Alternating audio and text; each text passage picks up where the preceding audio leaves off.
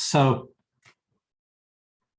today's welcome to High Plains. We're really glad that you're able to join us today for a section I think is really vital for clarity and understanding, called The Condition of Reality. And this image that you see on the screen, I use many times. Guess where reality is found? On this image, up where the light is streaming through into the rooms of our mind. So the condition of reality is something that we all participate in. Before we read the text for today, I want to go over a few ideas that will prepare us for this. In the previous section, called In Waking to Redemption, we learned that there is a sequence that happens in human experience where you experience something, and that leads to a set of beliefs based on your experiences, and that a perception is based upon the beliefs that you have, and then you use those perceptions to interpret life experiences. Use it as some people would call it a filter for understanding what is real. The point being here is that the experiences begins with experience as a foundation. And we also learn that spirit, how do we heal? Spirit is leading us to a new experience, different from those experiences that you would have in separateness. And so people might say, well, what kind of experiences are you talking about? Well, forgiveness is an experience. Healing your mind is an experience. Accepting miracles in your life as natural is experience. And so whenever we join our mind with the Holy Spirit in true perception, we have an experience of what is called our natural awareness. This is the way we were created to perceive in truth and in light. Well, that was what we read about in the previous section. Today, we're extending those ideas further into the conditions of reality. And just to frame it so you'll know that we speak about in Course in Miracles that there are two interpretations of what the world is. And this is often shortened to two worlds. But what we mean is your interpretation of the world. We're not talking about the planet, but oftentimes our interpretation is centered on our experience on this planet. And we think of that as our world. And then people think that that interpretation is reality. We're going to look at that a little bit deeper, however. So ask the question, what is the world as you perceive it? And each of us perceives the world differently. What is it based upon? And this can be expressed in a number of ways. One of them, it's based upon the ideas that you put in your mind. And that you put in your mind, that you decided were true, worthwhile, and useful, and then accepted them as your beliefs. And now your worldview is based upon these beliefs that you've allowed in your mind. Well, in healing, learning to allow the Holy Spirit to be our guide in healing our mind, we encounter a different world view that was referred to as the real world. It's a world that the ideas of what the world is are in accord with the Holy Spirit's teachings. It's anything that has light and understanding in it. The Holy Spirit saves that for you, and this becomes your salvation. And it hinges around whether or not the ideas are true or not. And I think I go into one more level of this right now, and then we'll get into our reading. So listen to the following statement. I love all of my brothers who live in the United States. Let's see, I want to rephrase this. I had it together earlier. All people are my brothers who speak English and live in the United States. So you get it. All people are my brothers is true enough, but then I limit it by saying to those people that live in the United States and speak English. Not true. So you've got what comes up often is an element of truth mixed in with an element of confusion.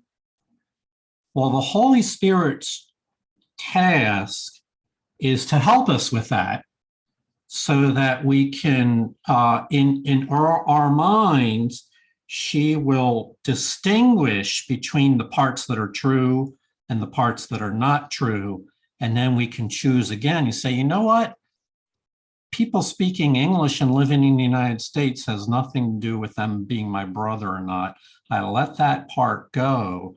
And now I realize that all people are my brothers. And you're left only with truth. So this is the role of the Holy Spirit, to remove all the errors so that only the truth shines through. And that is what the real world is composed of. It's aligned with what is true. Heather? Yeah, there's a word that is in between here. The experiences lead to beliefs. And I've come to understand for myself that there's a judgment that's made first. There's a judgment. Experience leads to judgment, and then my beliefs come out of that. So I don't know if perception is synonymous with judgment, but yes, I know that I make a judgment, and then my beliefs are formed out of that, which is exactly the example you're just giving as far as the brother. You know, I make a judgment that only the ones in the United States are my brothers. So there's a judgment in there, and that's where I disconnect. As soon as I make a judgment, there are two voices and two choices instead of one. You know, all perception hinges around judgment. So you're right. And part of it, this was actually hinted at when Brian shared the other day. Part of it is I judge that my belief system is the truth. And therefore, what I perceive is real. And what we learn in the Course of Miracles is that we are often confused in those matters, and that our beliefs, our current beliefs, may not be based on truth and what is real.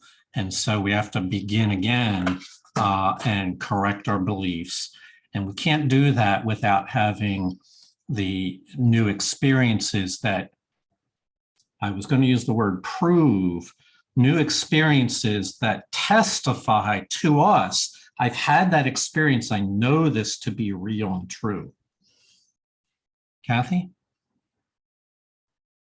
So this leads back to what Heather said at the beginning about fellowship, that Jesus says in the Bible, we are not to focus on others' defects when he says, physician, heal thyself. So when we heal ourselves, all of us heal.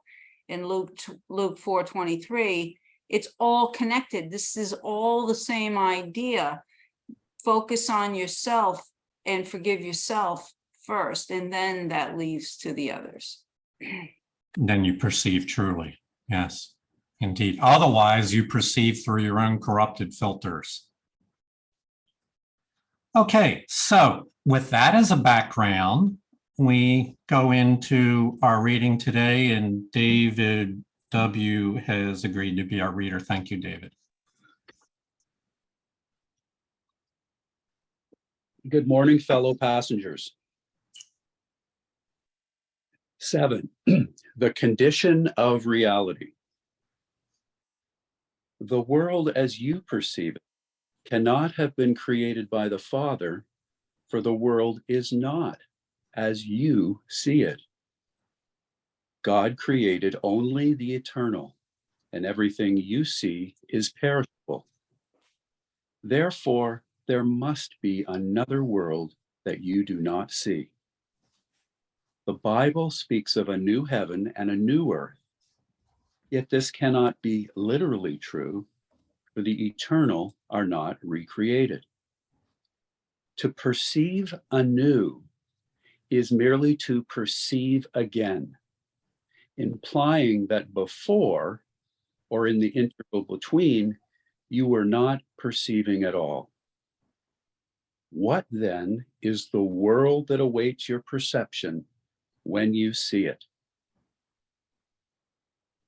So that last question, what then is the world that awaits your perception when you see it clearly, is not answered right here. We need another 2 paragraphs before we are given an understanding for that. So I wanted to point out to you this idea of the things that we see are perishable. This is I find very helpful way of distinguishing between the things that we all take for granted versus the things that really are just in transition, temporal transition in our world. And I would remind you, even mountains of rock form out of nothing, are pushed up out of the earth and appear. And then if you wait long enough, they erode. The rocks, gravity pulls the rocks down, and they become flattened again if you wait long enough. Now, yes, you have to wait a long time, but they are perishable.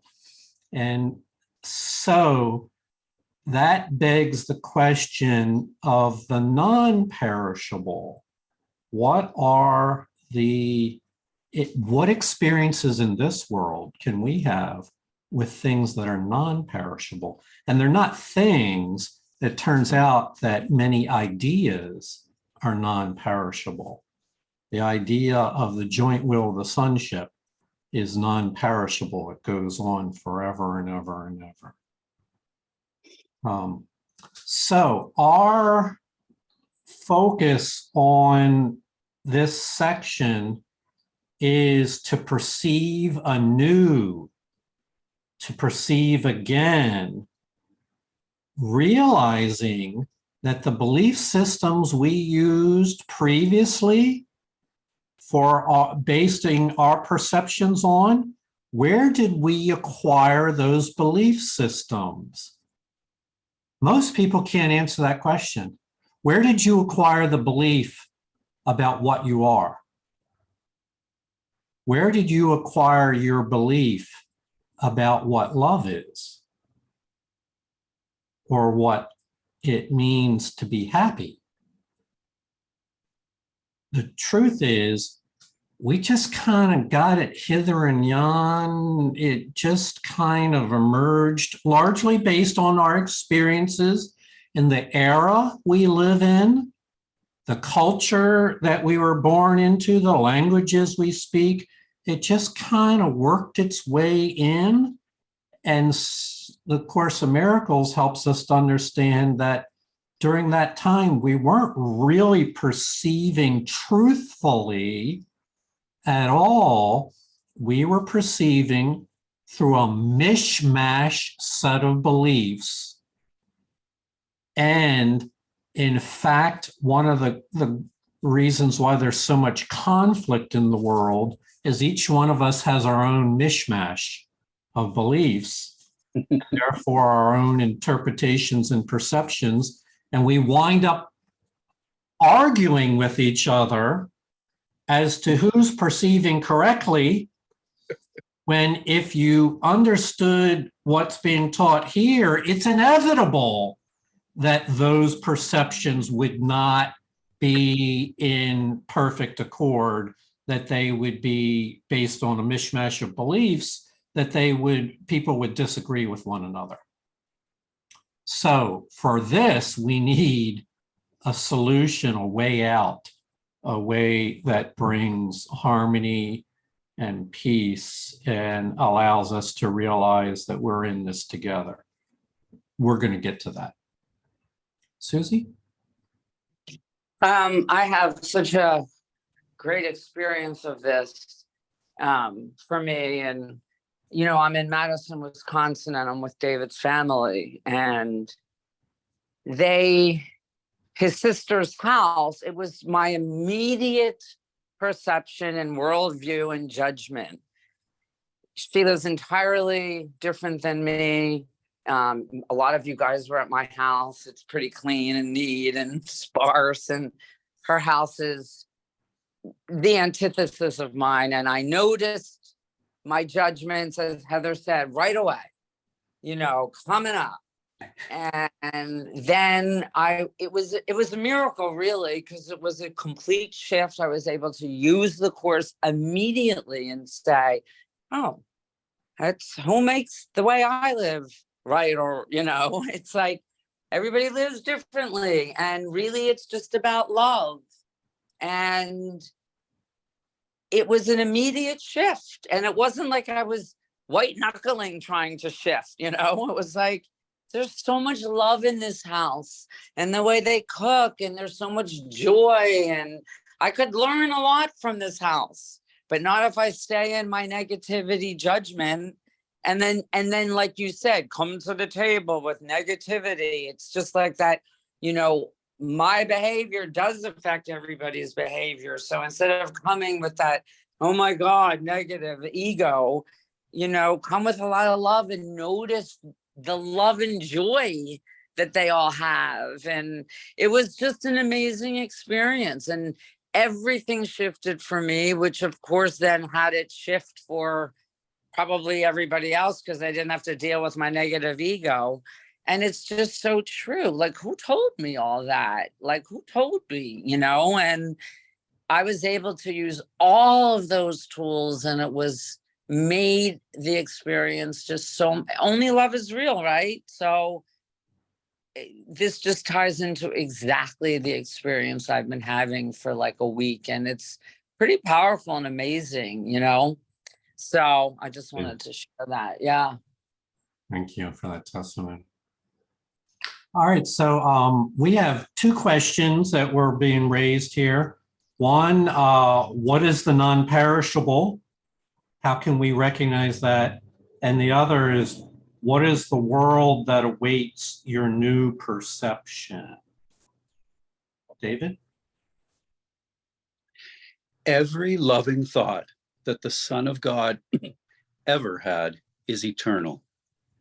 The loving thoughts his mind perceives in this world are the world's only reality. They are still perceptions because he still believes that he is separate. Yet they are eternal because they are loving. And being loving, they are like the Father, and therefore cannot die. The real world can actually be perceived. All that is necessary is a willingness to perceive nothing else. For if you perceive both good and evil, you are accepting both the false and the true, and making no distinction between them. So we asked a moment ago, what is the non-perishable? Well, every loving thought that you ever have lasts forever. They are non-perishable. They are retained for you by the Holy Spirit. You may have forgotten, but the Holy Spirit has not forgotten your loving thoughts and retains them for you. They become part of the real world. They become part of the light that you carry that helps you to understand reality. And we refer to them as your creations. You can bring the light into this world through understanding, through your participating in loving thoughts. You actually bring light into your own mind, and that becomes a creation of yours, becomes a permanent part of your soul.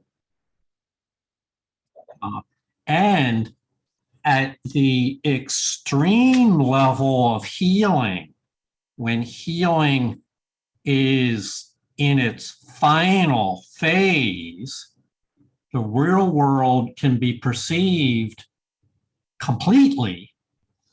All that is necessary is that you perceive nothing else. So this is one of those examples of words that are easy to say. Just don't perceive anything else other than the real world. Very simple to understand the concept, which brings us to the fundamental task that the Holy Spirit has, and that is to help you distinguish between what is true and what is false. So I'll back up a minute. In confusion, we mix together the false and the true. So all people are my brothers who live in the United States and speak English. So we mix together the true and the false together. The Holy Spirit's primary task is to distinguish those parts that are true from those parts that are false. And then we gladly and willingly can let go of the parts that are false. Not forced to, but choose again to let go of those parts. Until then, our thinking and our perceiving is muddled, believing in both love and fear, believing in both innocence and guilt, in both light and darkness. And with understanding and the guidance of the Holy Spirit, we let go of everything that is not real and perceive only what remains. And that is total healing, to perceive only what remains. That brings about a inner peace and tranquility that smooths over our understanding of relationships and is really, it's simple. The Course is simple in this respect. We just have to remove the barriers that we initially accepted into our mind, a bunch of beliefs that were never well-founded. In fact, most of us don't even know how we got these beliefs. They're that questionable. Okay, I saw a hand up and then it went down, so I'll assume we'll just move on. The ego may see some good, but never only good. That is why its perceptions are so variable. It does not reject goodness entirely, for that you could not accept. But it always adds something that is not real to the real, thus confusing illusion and reality. For perceptions cannot be partly true. If you believe in truth and illusion, you cannot tell which is true. To establish your personal autonomy, you try to create unlike your father, believing that what you made is capable of being unlike him. Yet everything true is like him. Perceiving only the real world will lead you to the real heaven, because it will make you capable of understanding it.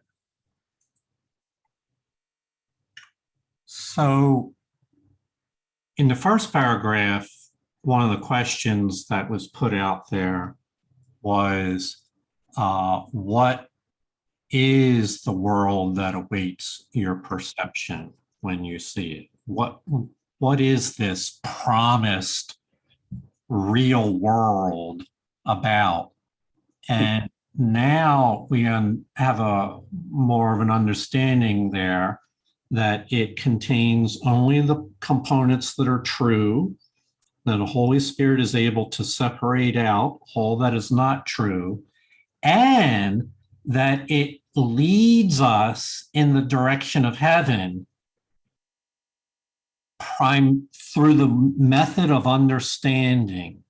You become capable of understanding the gifts of heaven, and thus your own internal resistance towards heaven as your home falls away, and you gladly and willingly move towards the gifts of heaven as your home. So perceiving the real world is a stepping stone, not a final destination.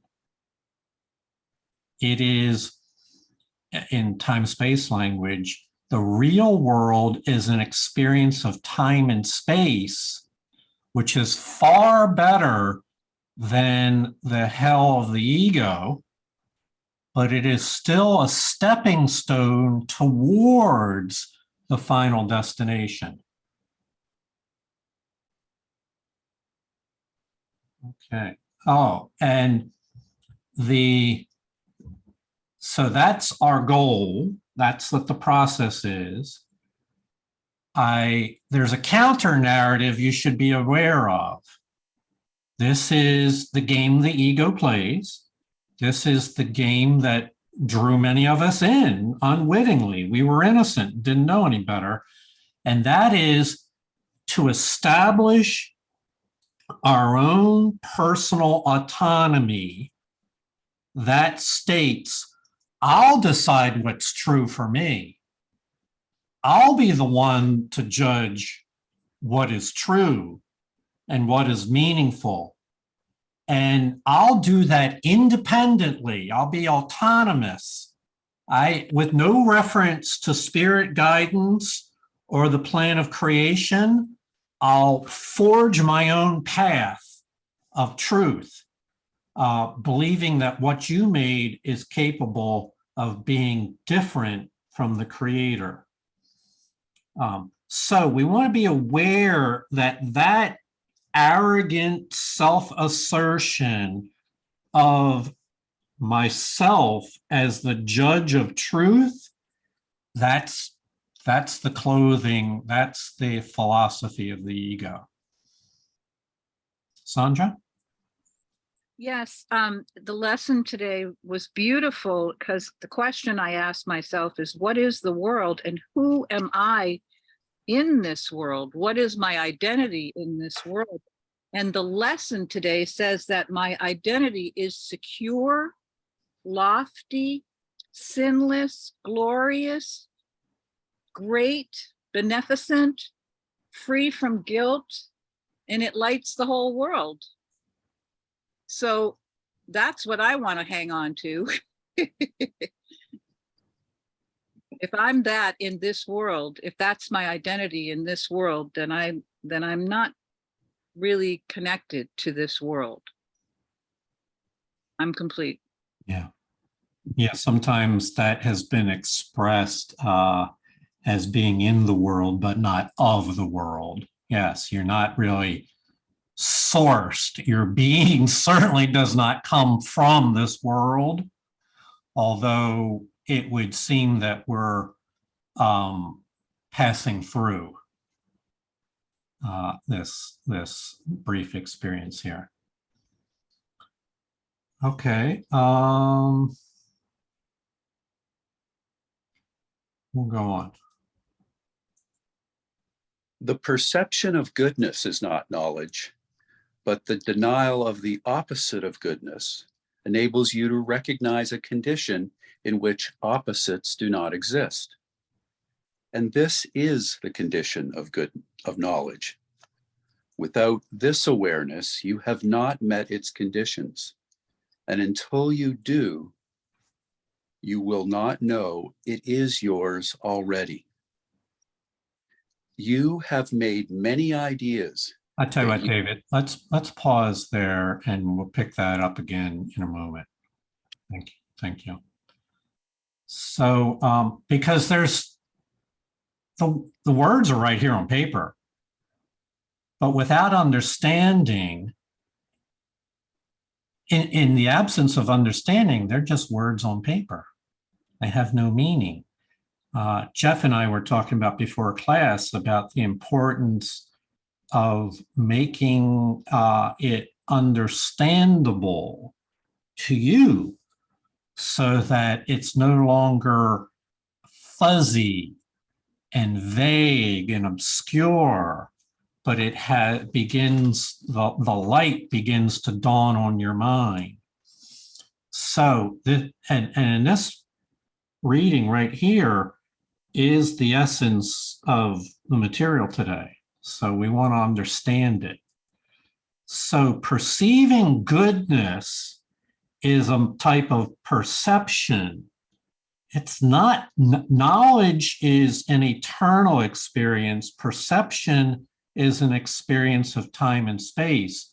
So perceiving good is not knowledge, but to deny the opposite of goodness, to deny evil, enables you to recognize a condition in which opposites do not exist. And this still requires further elaboration here. So let's go back. In the Father's mind, is he constantly plagued by thoughts of both love and hate? Is he constantly vacillating, talk about the creator, between inner peace and chaos, where opposites exist? No. He is in a state of pure mind where only the truth is true. That which is not true does not occur. The ego wants to pile both lies into our minds so that both lies and the truth merge together. It's a state in which opposites do exist. And therefore, how do we heal? We heal through the proper use of denial, to deny that which is false has any significance, any value, to discard it. I like to express it in terms of boundaries. To set a boundary is I'm not allowing lies into my mind because they have no meaning, they have no significance. You're denying the opposite of goodness. Proper use of denial. And when you do that, it enables you to take a step forward where ultimately you realize that the false never existed. Opposites do not exist. Only the truth of true is true. And this state, it's very clearly said here, where you know only the truth is true, this is the condition for entering your mind, entering into knowledge. When you know, when you are confident, certain, beyond doubt, beyond question, only the truth is true, illusions have no meaning, The ego is not a reality. It's a mistake in the mind. It's not real. When you know that, you are ready, you have met the condition for knowledge. Without this awareness, you've not met the conditions for knowledge. And until you do, you will not know that the knowledge is already within you. It'll be there, but it'll be obscured. Well, Well, this brings up a lot of thoughts. I've never been in a situation where I've lived in a society that is so anxious to follow falsehoods and exhibit poor judgment. And it's this is just, really hitting me from there, and how that would block somebody's ability to see the good, to have some kind of spiritual practice, being so bogged down in, so many thoughts and beliefs that are based on hatred and prejudice. And I know this is an area that we usually talk about in here, but it really hit that chord for me. That's all I got. yeah. Absolutely. This is what we're talking about. Will called it society, popular beliefs, the common way of viewing things. Those are beliefs based largely on the era in which we live and the experiences of what we there. And we need a new set of experiences that leads to a new set of beliefs. There is a way out, but the way out is not found is not sourced in this world. The way out is sourced from the gift of the Holy Spirit to us that guides us into a new set of experiences and a new set of beliefs. Kathy? That sentence, "you must think as God thinks if you are to know him again," is just speaking to me and amazing. I wondered if I could read the 10 characteristics in the manual for teachers, for God's teachers. Would that be okay? Just the 10 of them. Trust, honesty,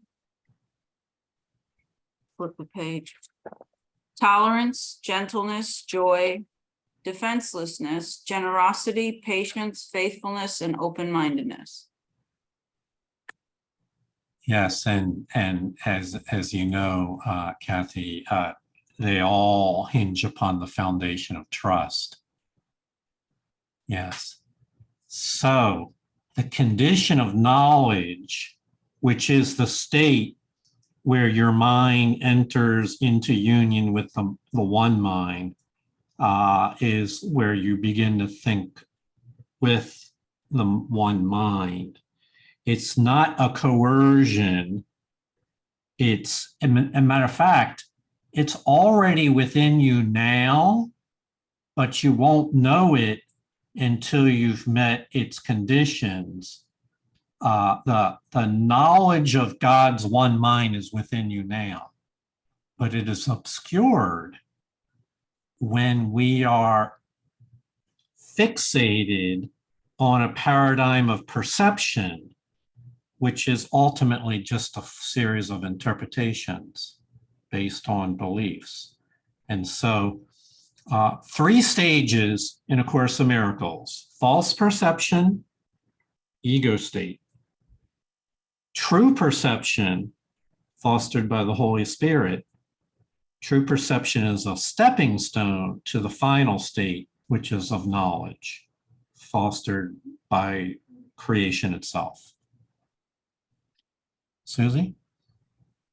It just came up for me after Will shared that, how much the world really needs us, the ministers of God, and how it, if it's the pebble in the pond, and if our minds get healed, other minds get healed. That's the only way we can heal this world, is through us, people like us that are willing to heal their minds. And it's just, I guess, this is where I'm alive in this world, so I guess it's been this way since the beginning of time, so to speak. Of course, every generation has its challenges, but yeah, I feel a deep responsibility that, we need to heal the world by healing ourselves. So yeah, it's pretty profound. And you know what? It's not such a big responsibility. We just have to follow the course and be willing and work with the Holy Spirit and heal our minds and carry that love, that message of love and tolerance and forgiveness and all the qualities of God's teachers. So yeah, that's it. I'm complete, Sandra. Mhm. Yeah, thank you, Susie, for testifying to that. That surely is affirmed throughout the course that we are needed. That there is no doubt in anyone's mind that people in this world need healing. And then it just becomes a question of, how does healing happen? And it turns out that it happens through individuals who themselves heal and learn to be helpful in healing others.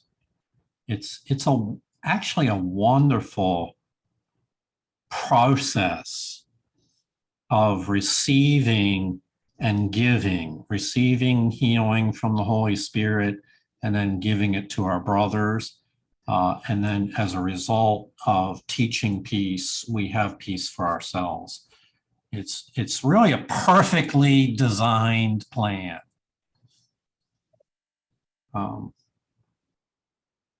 Okay. Let's go on to the next paragraph. Should I start this last one again, Jonica? Can you pick it up from "you have made many ideas"? You have made many ideas that you have placed between yourself and your creator. And these beliefs are the world as you perceive it. Truth is not absent here, but it is obscure. You do not know the difference between what you have made and what God created. And so you do not know the difference between what you have made and what you have created. To believe that you can perceive the real world is to believe that you can know yourself. You can know God because it is His will to be known. The real world is all that the Holy Spirit has saved for you out of what you have made. And to perceive only this is salvation, because it is the recognition that reality is only what is true. Mm-hmm. So should be clear in all of our minds that the real world is not something mysterious or even way off in the future, that it is a lens of perception that is based upon your own experiences,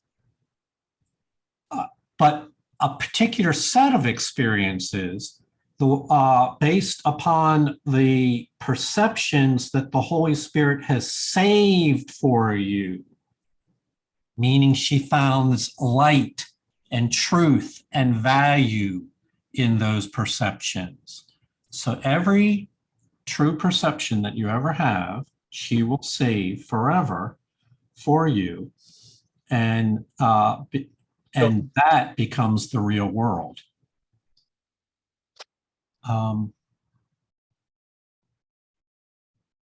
The counter narrative to that is the ego's concept of you making your illusions real. You making your own, forging your own independent path in life.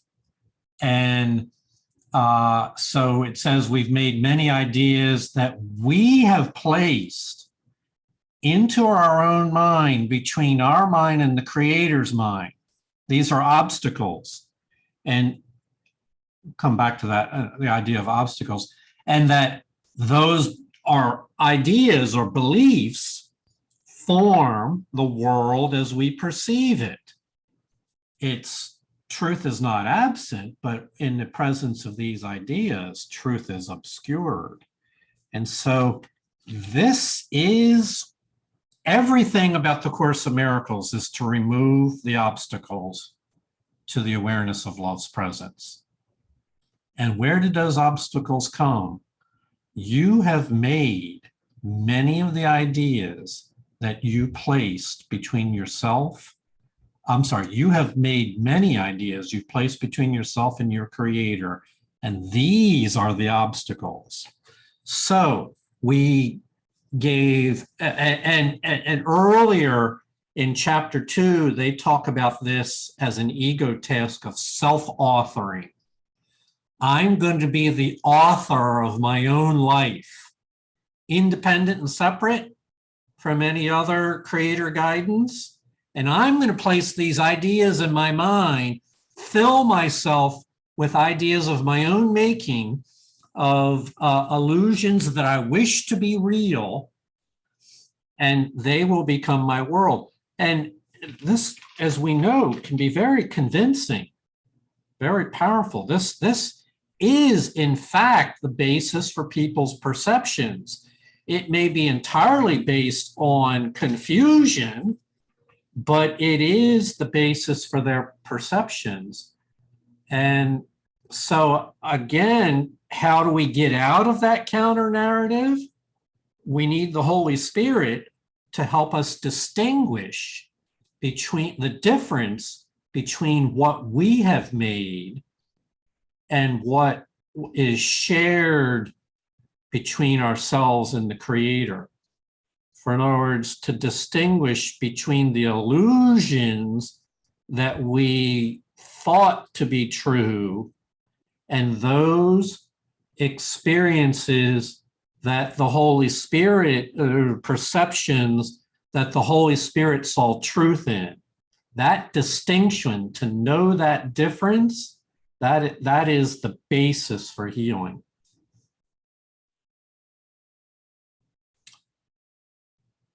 Noel? These readings impress on me again the need for almost a third part of the mind, which is constant vigilance, to distinguish between the two. I'm so prone to believe the world and the world, my perceptions of the world. Yes. And I have to keep asking the Holy Spirit to correct.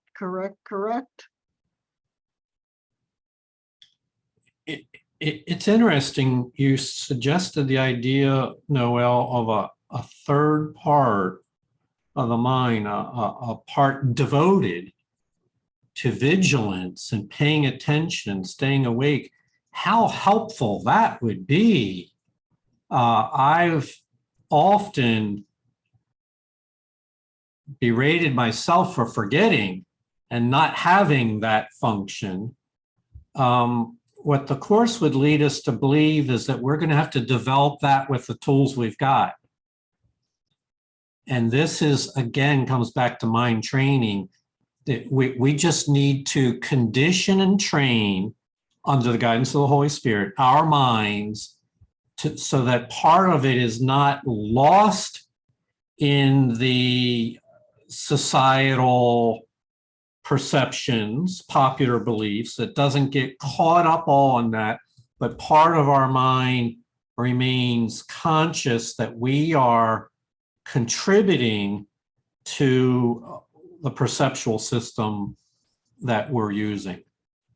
And that's a skill that in the Western world we typically do not develop.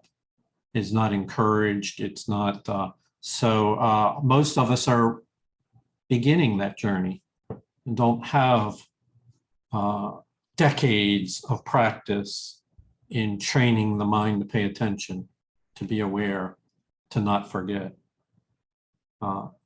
Very much, and I find that students that have had some kind of practice in mindfulness and meditation and attention are greatly advantaged by their prior experience in training their mind that way. They really, it really helps. It's like a muscle. Heather? I just love what Noel shared about the third person, because I just, for me, that's the Holy Spirit. It is that third entity. It's that part that continually leads me back to only the truth is true. It's the sounding block, it's just the, I don't know. It just rings true. That's the Holy Spirit for me. Mm-hmm. Mm-hmm. So a few more things before we go. I said that I like this visual of a ladder that begins down in the dark, in confusion, and step by step ascends upward towards a bright light. And the goal is not to spend your life on a ladder, but to use the ladder as a device, as a transitional tool for which we then step into the next level, which is what we call knowledge, one-mindedness. Metaphorically, it's entering into heaven permanently. So as we move forward in the chapters, we will talk about experiences where you spend minutes in the heavenly state, and then awareness returns to the ladder. These would be holy instants, revelations, moments of miracles and healing, periods of stillness, such as with the workbook lessons, where you get a glimpse of true peace. It's not to say it would be great to remain there the rest of the day, but often the way the case is we get back to work, we get back to things that have to be done on this world, and our awareness of life on the ladder returns. So we will make reference to these three states. I submit that in every section of the textbook, all three states are mentioned.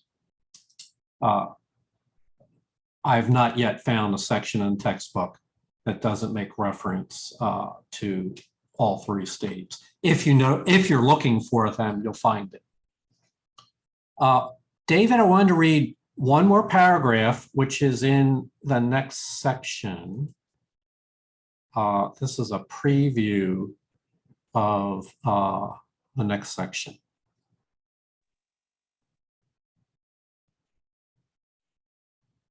There you go. This is a very simple course. For perhaps you do not feel you need a course which in the end teaches that only reality is true.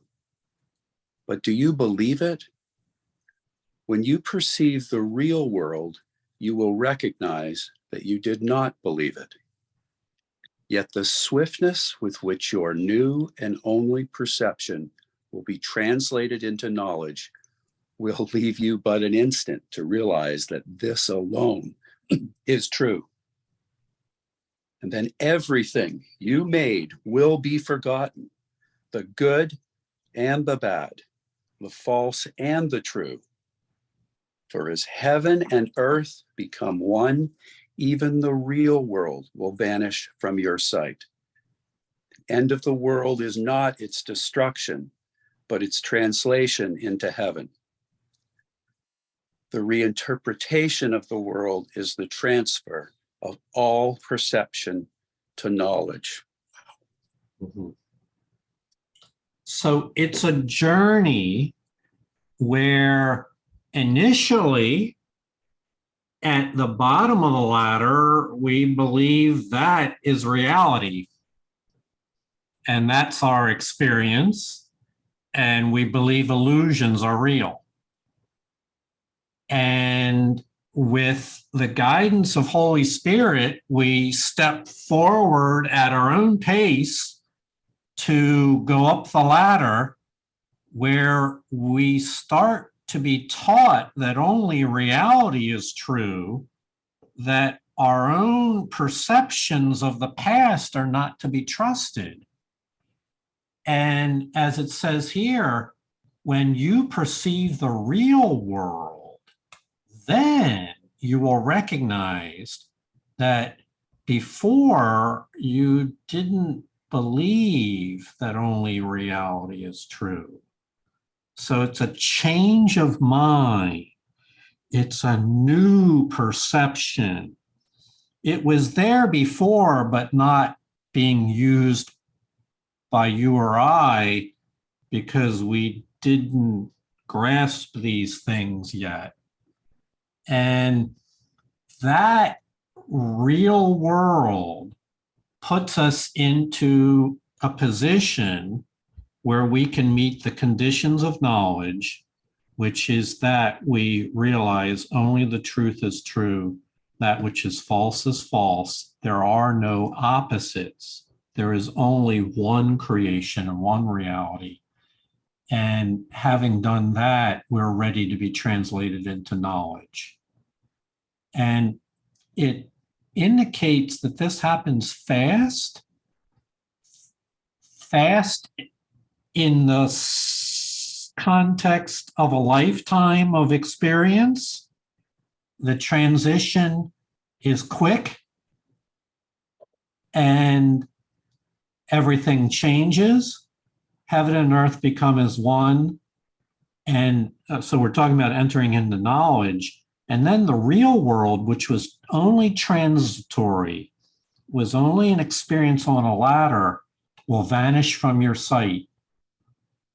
And all perception will then give way to truth and clarity and light and understanding. No opposites, just truth, just knowledge. And so I wanted to share from today's workbook lesson, or the one that I'm doing today, if you're doing it by the calendar. It says, I was so moved by this. Remind me, Father, now, for I'm weary of the world I see. Reveal what you would have me see instead. It's the replacement of all the ideas that I filled into my own mind that act as obstacles. It's an invitation to replace them with the thoughts from heaven that the Holy Spirit sponsors. David, you had your hand up? Yeah, I'm just having all kinds of revelations for the last few weeks. And I just wanted to share my experience that it does indeed happen very fast. That you can work, that I've spent a lot of time trying to heal myself. And I'm so grateful to everyone in this group, and especially Susie, for continuing to reinforce the importance of the daily lessons. and also the readings. I find that the daily reading has been really terrific for me. But it happens fast. And I said to Heather a few weeks ago, when it happens, it's like a paradigm shift. And it is from and it becomes the new foundation that I look on everything. And the foundation of my healing has been through the felt experience or the knowledge. And sometimes that knowledge just comes in glimpses by the holy instance, that I see only illusion through my perception. So this is the foundation, that I cannot see any truth through my perception, and only the Holy Spirit can distinguish the true and the false. This reinterpretation of the entire world, this is what it says, this reinterpretation of the world is the transfer of all perception to knowledge. I have that felt experience and knowledge that this reinterpretation of the world has led me, and this was in one of the readings this week, it talked about forgiveness, but it recognizes, and this is the foundation for me, that what I thought my brother did to me has not occurred. And that, anyway, that's been a real, I said to Heather a few weeks ago, I just realized I can't believe anything my mind is telling me. It's just been a profound awakening, and I'm very grateful to everyone. Thank you. Thank you, David. We appreciate your words. Kathy? David, that was so beautiful. And that was very healing for me too, to realize that nothing indeed had really ever happened. That one concept belief. Jonica, can you go back to your slide that had the three concepts: false perception, true perception, and eternal knowledge? Yeah, sounds like that one. Yeah. So I just want to be clear, right? My understanding is that, so this is Holy Spirit transfers from false perception to true perception for us and restores our right-mindedness. And that's the second coming of Christ. And then heaven is can be here on earth. I just wanted to clarify that, right, Jonica? Yes, yes. These are states of awakening, of consciousness, not physical places. You can be like, you're all sitting down, maybe, the low. It's not about physical geography or places. It's about awareness. Yes. And the part that we'll look at is we talk a lot with reference, Kathy, to a permanent change where you enter into knowledge permanently. And as we just read, all perception is forgotten. All of the past, even the real world, will vanish. So we talk about the permanent state, but actually it's permanent stage is the right word, stage. But we will also talk about glimpses and holy instance and revelations, which are visits into that state, but where we are, and then we return to our path of growth in perception. So there are collapses of time so that we have experiences that give us a vision of the next state. So we run up and down the ladder, essentially. We do. And just to prove that to yourself, Kathy, are any of us immune to not undergoing ego assault and ego viciousness? Well, there would be an example of what happened. I'm down at the bottom of the ladder here, or not the bottom, but you understand. I've somehow lost my altitude. Right. So yes, it does happen. Which is again, to come back to Noel's point. This is why vigilance is needed, or so that if we start to find ourselves slipping down, we notice right away, and we quickly ask the Holy Spirit's guidance. Heather? Yeah, I love that, Kathy. Thank you. I just cannot get away from this line. We read, the real world can actually be perceived. All that is necessary is a willingness to perceive nothing else. And that hit me so hard, because the lesson, my mind holds only what I think with God, is a promise of this. And I honestly did not believe that was possible. Now I do.